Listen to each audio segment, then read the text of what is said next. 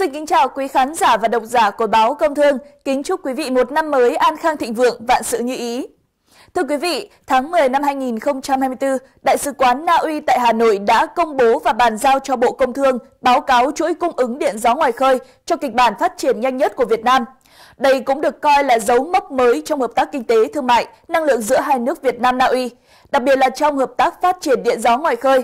Theo các chuyên gia, hợp tác phát triển điện gió ngoài khơi sẽ là cánh cửa khơi mở động lực mới trong quan hệ hai nước trong năm 2025 và thời gian tới. Để hiểu thêm về những động lực hợp tác, nhất là phát triển điện gió ngoài khơi, nhân dịp năm mới Xuân Ất Tỵ 2025, Báo Công Thương đã có cuộc đối thoại với Đại sứ Na Uy tại Việt Nam, bà Hugh Sobakin, để làm rõ hơn về những vấn đề này. Dear Ambassador, on the occasion of the Lunar New Year 2025, the Ministry of Industry and Trade newspaper will publish some special editions to be released during Vietnam's traditional Tết holiday. And on this occasion, we would like to request an interview with you, focusing on the topics related to economic cooperation, trade, investment, and energy collaboration between Vietnam and Norway.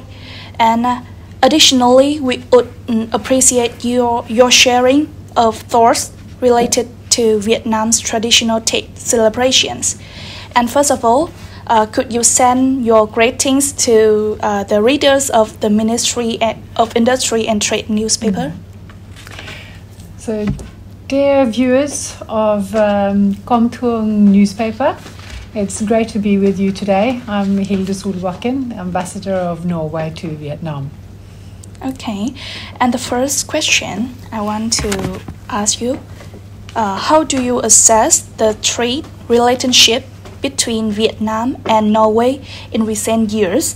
And in your opinion, which sectors between the two countries have strong potential for development in the future?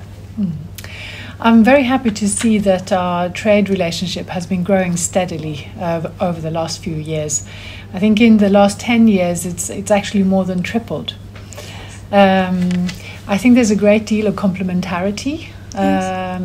Norway has a lot of very advanced sustainable solutions, particularly in aquaculture and renewable energy and circular economy. And we see, as the Vietnamese economy is growing very dynamically, the demand for these types of sustainable solutions are increasing, creating new opportunities. But I think what would really boost our trade relationship would be a free trade agreement between the EFTA countries and Vietnam. We have been negotiating already for many years, and we're hoping that we can conclude an agreement very soon. Yes, and as you have mentioned, cooperation in the energy sector is a key highlight in the relationship between Vietnam and Norway. So could you assess the challenges and difficulties that the two countries that may face in energy cooperation in the future? And are there any plans to promote collaboration in training human resources on clean energy and new technologies between the two nations? Yeah, I think, of course, both Norway and Vietnam have very ambitious commitments under the Paris Agreement. Yes. Vietnam to become net zero emitter by 2050, and in Norway we have committed to becoming carbon neutral already in 2030. Yes. Here in Vietnam, Norway is part of the Just Energy Transition Partnership, together with the G7 countries, to assist Vietnam in phasing out coal and fossil fuels and increase the use of renewable energies. One of the things, so under that agreement, there's a potential of $250 million of investments from Norway, from our climate investment funds, into various renewable energies and also other solutions that would reduce greenhouse gas emissions. We have also cooperated quite a bit when it comes to offshore wind, trying to share experiences from developing that sector in Norway with Vietnam. Here I think some of the key points have been Norwegian support to developing a framework for marine spatial planning, which will be very important in assisting with the zoning for areas for offshore wind. The framework was completed earlier this year and in 2024, sorry. and we hope that there will be pilots happening now in 2025. We also have this cooperation between the Vietnamese Hydromet and the Norwegian Meteorological Institute around marine weather forecasting, which again, as you can imagine, will be very important also for offshore wind, to know how the waves behave and the winds and so on along the coast. Last year we also published a supply chain report, actually the second supply chain report that we have produced for the offshore wind sector, and it shows the great potential in Vietnam for offshore wind.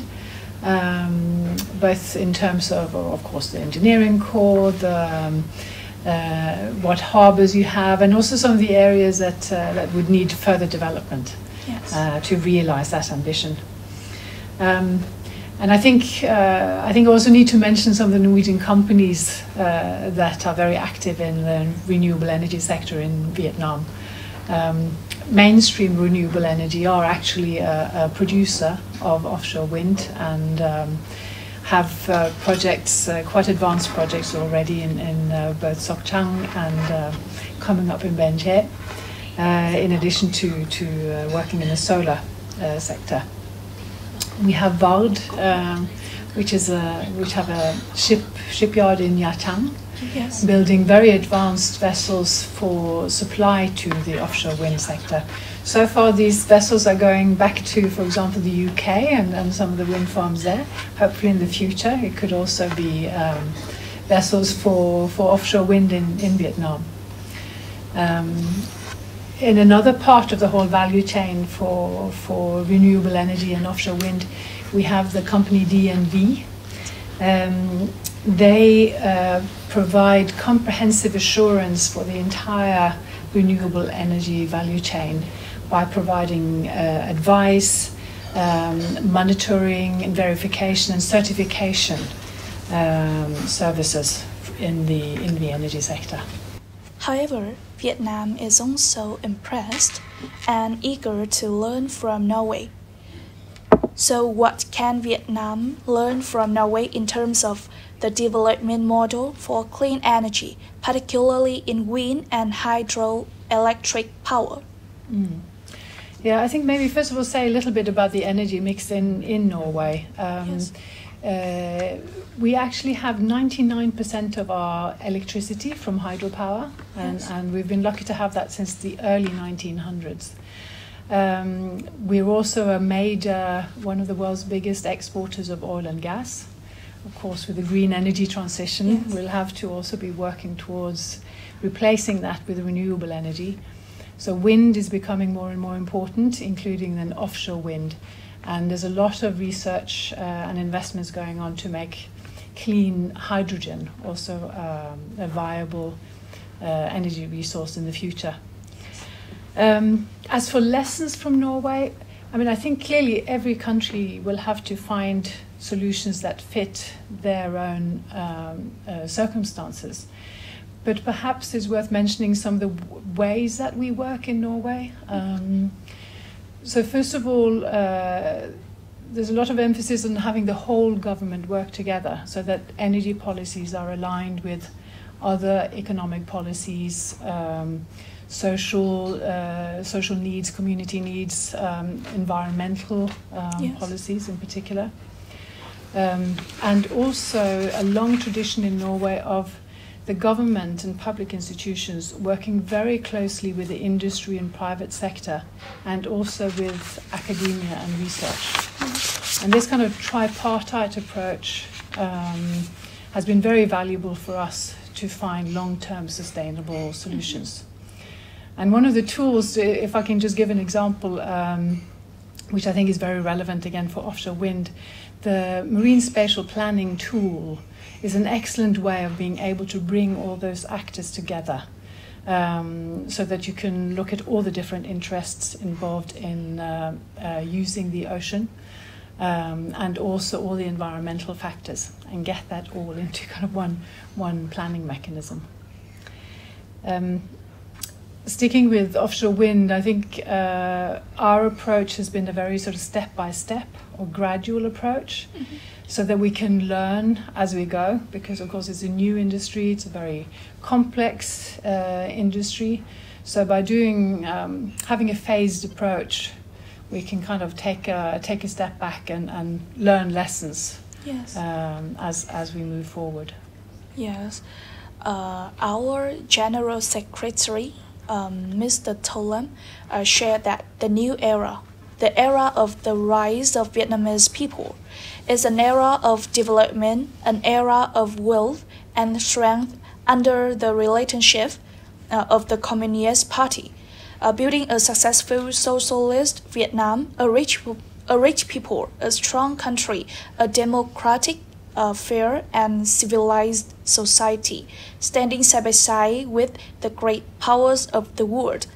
And so, in your opinion, what reforms should Vietnam undertake in the investment environment in the near future to not only attract more investors from Norway, but also retain them for the long term, thus contributing to the nation's rise in the new era?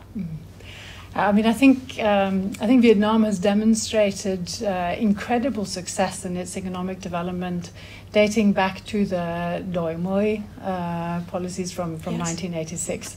So opening up for foreign trade, for foreign investments, allowing in foreign capital and expertise, and also I can see that Vietnam has been very actively looking outside globally to find the best solutions, to see how they can be employed in Vietnam. And so maybe the recipe for reforms going forward would be a sort of Doi Moi 2.0. Yes. Continuing that, what has been the recipe for success so far. I think otherwise in general for investors, of course, what they look for are the sort of clear regulatory frameworks. Yes. That gives them the necessary predictability. So of course in the energy sector we've seen that the regulatory frameworks have been moving forward, but I think for investors they're still looking for some of the final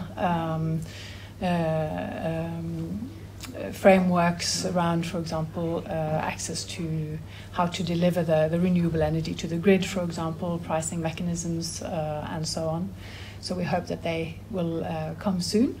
Yes. And in general, of course, anything that having the security for their investments, the legal protections for foreign companies will always be very important. And simplifying the bureaucratic procedures to both start and run operations. And I think finally the skilled workforce is always going to be key. Mm-hmm. Thanks for your advice. And so next question is, in 2025 and the coming years, what programs or plans will the Norwegian Embassy implement to promote investment between Norway and Vietnam, particularly in the potential sectors where the two countries are collaborating? So I think maybe the most concrete investment plans are as part of the Just Energy Transition Partnership, with these $250 million that are kind of ready to find their opportunities in Vietnam. Yes. We also have already more than 40 Norwegian companies in Vietnam who are very eager to continue their operations here and expanding, and we see more companies also wanting to come and start up in Vietnam. It's particularly, again, the sectors of renewable energy, aquaculture, related to the circular economy, and more we see interest also related to green shipping in the maritime sector. Yes. one hope that I have is that we, in 2025, will be able to enter into an agreement on a strategic green and blue cooperation. That's something that we have been. We have a decision to do that already from the Vice President's visit to Norway in November 2023. So I hope we can finalize that agreement. I think that would give us a good foundation to broaden our cooperation. And again, of course, the free trade agreement between EFTA and Vietnam would certainly be very good, give a very good boost